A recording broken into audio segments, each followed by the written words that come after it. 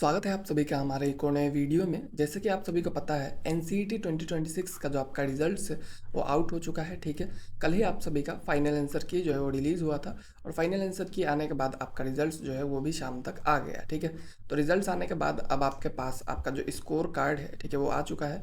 Score card में जो भी आपका स्कोर है वो आपका एक्चुअल नंबर स्कोर्स है। ठीक है, जो भी आपने सब्जेक्ट वाइज स्कोर किया है। ठीक है, तो आपको जो है आपके स्कोर्स जो है पता चल गए होंगे। अगर आपको नहीं पता है, ठीक है, तो जाके जल्दी से एनसीईटी के वेबसाइट पे जाइए और वहाँ पे आपको जो है स्कोर कार्ड डाउनलोड करने का ऑप्शन दिख जाएगा। वहाँ से आप स्कोर कार्ड को डाउनलोड कर सकते हैं। ठीक है, तो स्कोर कार्ड को डाउनलोड कीजिए। डाउनलोड करने के बाद आप वहाँ पे अपने नंबर्स को चेक कर सकते हैं। ठीक है, तो चलिए अब आपका रिजल्ट तो आ चुका है। रिजल्ट आने के बाद आपका जो काउंसलिंग प्रोसेस है अब वो कैसा रहने वाला है, आज इस वीडियो में हम लोग जानेंगे। ठीक है, कि रिजल्ट के बाद आप किस तरह से जो है एडमिशन ले सकते हैं, अब आपको क्या करना है, नेक्स्ट स्टेप्स आपके लिए क्या रहेगा, और जो कॉलेजेस से जो यूनिवर्सिटी से उनका रजिस्ट्रेशन जो है अब कब स्टार्ट होने वाला है। ठीक है, तो इन सब चीज़ों के बारे में हम लोग बात करेंगे और सारे चीज़ें जो है आपका डाउट जो है काउंसलिंग प्रोसेस को लेकर सब क्लियर हो जाएगा। तो वीडियो को पूरा एंड तक देखिए ताकि आपका जो भी डाउट है वो सब जो है मैं आज इस वीडियो में क्लियर कर दूँ। ठीक है, तो चलिए हम लोग वीडियो में आगे बढ़ते हैं। बाकी अगर आप जो है मुझसे पर्सनली बात करना चाहते हैं, ठीक है, तो आप जो है हमारा पेड काउंसलिंग बैच को ज्वाइन कर सकते हैं। अभी के लिए ऑफर है, बस 99 रुपीज़ में मिलेगा आपको और वो बस आज के लिए है। ठीक है, फॉर टुडे ओनली। और ये जो ऑफर है वो मतलब आप अवेल कर सकते हैं। आपको जो लिंक मिल जाएगा डिस्क्रिप्शन में, वहाँ से जाइए या फिर इस नंबर पे व्हाट्सएप करके भी आप इसको ज्वाइन कर सकते हैं। ठीक है, तो इस ऑफर को आप ज़रूर से ज़रूर एक बार चेकआउट कीजिएगा। ठीक है, और इससे आप मुझसे पर्सनली कॉल या फिर मैसेज पे बात कर सकते हैं, तो आपका जो भी डाउट्स वगैरह रहेगा उसको मैं पर्सनली सोल्व करूँगा। ठीक है, तो चलिए अब हम लोग वीडियो में आगे बढ़ते हैं और देखते हैं। तो देखिए सबसे पहले रिजल्ट आने के बाद आपका क्या होता है। ठीक है, तो जब आपका रिजल्ट आ गया, रिजल्ट के बाद आपका रजिस्ट्रेशन प्रोसेस जो है वो स्टार्ट होगा। ठीक है, रजिस्ट्रेशन प्रोसेस मतलब कहाँ का रजिस्ट्रेशन प्रोसेस, जो कि आपके कॉलेजेस हो गए उनका रजिस्ट्रेशन प्रोसेस। ठीक है, जहाँ पे भी आपको एडमिशन लेना है उनका रजिस्ट्रेशन प्रोसेस जो है अब स्टार्ट होगा। तो रजिस्ट्रेशन प्रोसेस जो है आपका सबका अलग अलग होता है। ठीक है, एनसीईटी जो है आपका जेडब्ल्यू की तरह नहीं है जहाँ पे सेंट्रलाइज काउंसलिंग होता है, या फिर नीट की तरह नहीं है। ठीक है, यहाँ पे आपके अलग अलग कॉलेज जो है अलग अलग काउंसलिंग करवाते हैं। जैसे कि आपका यूनिवर्सिटीज़ जो हो गए वो अपना अलग करवाएंगे, स्टेट के कॉलेज हो गए अलग करवाएंगे। ठीक है, जैसे कि आपका जो स्टेट वाइज काउंसलिंग भी होता है। ठीक है, स्टेट वाइज काउंसलिंग मतलब स्टेट के जितने भी स्टेट गवर्नमेंट के अंदर आने वाले कॉलेजेस है सारे आपको एक ही पोर्टल पे मिल जाएंगे। ठीक है, तो उड़ीसा जो है वो भी स्टेट वाइज काउंसलिंग करवाता है। उड़ीसा का अगर आप देखेंगे सेम्स पोर्टल पे एडमिशन देखने को मिलता है। असम जो है वो भी सामर्थ्य पे स्टेट वाइज काउंसलिंग जो है वो करवाता है। ठीक है, तो ये सब स्टेट्स जो कि स्टेट वाइज काउंसलिंग करवाते हैं, और भी कुछ स्टेट्स है। ठीक है, तो स्टेट वाइज अगर आपके स्टेट में काउंसलिंग होता है तो आपको एक ही जगह रजिस्टर करना है, आप सारे स्टेट कॉलेज में अप्लाई कर सकते हैं। उसके बाद जितने भी सेंट्रल यूनिवर्सिटी हो गए, ठीक है, या फिर आईआईटीज़ हो गए, ठीक है, उसके बाद आपके एनआईटीज़ हो गए या फिर आपके आरआई हो गए। ठीक है, ये सारे इंस्टीट्यूशन जो है वो क्या करते हैं, आपके सिंगल काउंसलिंग करवाते हैं। मतलब अपने अपने पोर्टल पे वो लोग रजिस्टर करेंगे, अपने अपने पोर्टल पे उन लोगों को आपको रजिस्टर करना पड़ेगा। ठीक है, तो इनका आपका अलग काउंसलिंग प्रोसेस होता है।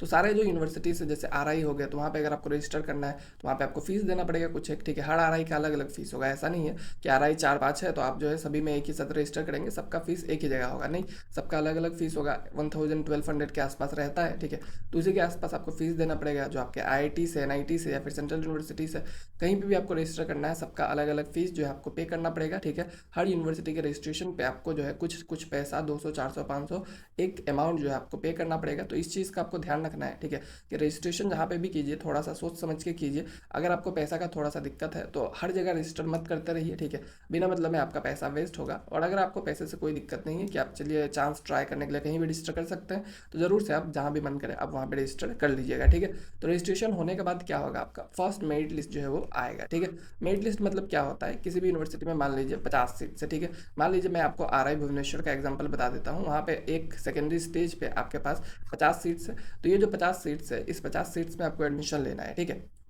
तो 50 सीट्स में अभी एडमिशन लेने के लिए अराउंड 5000 बच्चों ने अप्लाई किया। ठीक है, 5000 बच्चे अगर 50 सीट्स के लिए अप्लाई करेंगे तो कैटेगरी वाइज जो भी टॉप 50 बच्चे रहेंगे, ठीक है, उनके जो भी नंबर रहेंगे उसके बेसिस पे आपको एडमिशन देखने को मिल जाएगा। ठीक है, तो जो टॉप 50 बच्चे हैं, टॉप 50 बच्चे का जो लास्ट वाला बच्चा रहेगा, ठीक है, मान लीजिए जनरल में 20 सीट्स है, तो उस 20 सीट्स वाला जो 20th नंबर बच्चा रहेगा उसका जो मार्क्स रहेगा, ठीक है, उसका जो नंबर रहेगा वही आपका कट ऑफ मार्क्स हो जाएगा। मान लीजिए इस बच्चे को 400 नंबर पर एडमिशन मिल गया, तो जो आपका फर्स्ट राउंड का कट ऑफ रहेगा वो कितना रह जाएगा, 400 रह जाएगा, क्योंकि 400 के ऊपर जितने भी जनरल बच्चे थे सबका एडमिशन जो है वो हो गया। ठीक है, तो इस तरह से आपका फर्स्ट मेरिट लिस्ट जो है वो रिलीज़ होगा। ठीक है, और हर यूनिवर्सिटी का अलग अलग और जो आपका मेरिट लिस्ट वगैरह है वो रिलीज़ होता है। और जो स्टेट पोर्टल्स है उनका सेंट्रलाइज ही आपको देखने को मिलता है कि आपके मार्क्स के बेसिस पे आपको सीट जो है वो एलोकेट कर दिया जाता है। ठीक है, तो फर्स्ट मेरिट लिस्ट रिलीज होने के बाद क्या होगा, उसके बाद सब्सिक्वेंट मेरिट लिस्ट आपको देखने को मिलेगा, ठीक है। तो फर्स्ट लिस्ट जो है उसमें आपका मान लीजिए 50 बच्चों को ऑफर किया गया है, ठीक है। एक जो बच्चा था उसने RI भुवनेश्वर, भोपाल, ठीक है, और जो आपका अजमेर है, सब में अप्लाई करके रखा था, ठीक है। तो उसको जो है तीनों में मिल गया, ठीक है, तीनों इंस्टीट्यूट में उसको नाम आ गया। तो तीनों में से उसने जो है भोपाल को चूज़ किया मान लीजिए, ठीक है। तो आपका जो भुवनेश्वर और अजमेर है वहाँ पे तो उसका जो सीट था, एक सीट जो उसको ऑफर किया गया था, तो वो जो है खाली रह गया। तो ये सीट जो है आपका नेक्स्ट राउंड में, जो आपका सेकंड राउंड होगा उसमें फिल होगा, और इसी तरह से सेकंड राउंड में कहीं से खाली रह गया तो थर्ड राउंड में फिल होगा, और लास्ट में अगर और भी सीट्स खाली रह जाता है तो वो लोग फोर्थ राउंड कराते हैं या फिर वो लोग स्पोर्ट राउंड कराएंगे, ठीक है।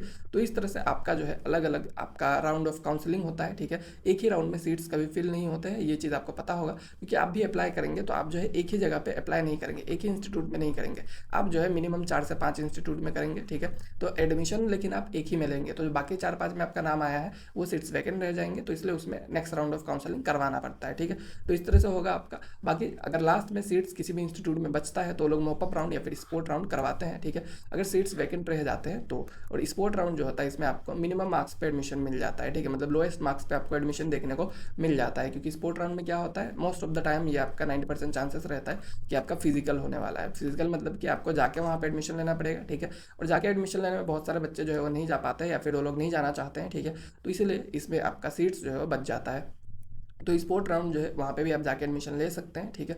तो अगर आपके मार्क्स कम रहे और आपको अच्छा एक इंस्टीट्यूट चाहिए, ठीक है, मान लीजिए आपका 250 से 300 के बीच में मार्क्स है, आपको कोई एक अच्छा इंस्टीट्यूट चाहिए, तो आप जो है स्पोर्ट राउंड में ट्राई कर सकते हैं 2-3 इंस्टीट्यूट में, कहीं ना कहीं आपका एक अच्छे इंस्टीट्यूट में एडमिशन हो जाएगा स्पोर्ट राउंड में, ठीक है। अगर सीट्स जो है ठीक ठाक बच जाते हैं, और ऑब्वियसली लास्ट तक कुछ ना कुछ सीट्स तो बचते ही है, मैक्सिमम इंस्टीट्यूट में आपको स्पोर्ट राउंड देखने को मिल जाएगा। तो आप जो है ज़रूर से वहाँ पर जाकर पार्टिसिपेट कर सकते हो, जहाँ पर भी जाना आपके लिए एक्सेसिबल है, ठीक है। उसके बाद अगर बात करेंगे, आपका सारा एडमिशन प्रोसेस वगैरह हो गया, ठीक है। इन सब के बाद आपका जो है एडमिशन होने के बाद, ठीक है, आपने कहीं पे भी आपको सीट मिल गया, ठीक है, सीट मिलने के बाद आपने उसको एक्सेप्ट किया, ठीक है।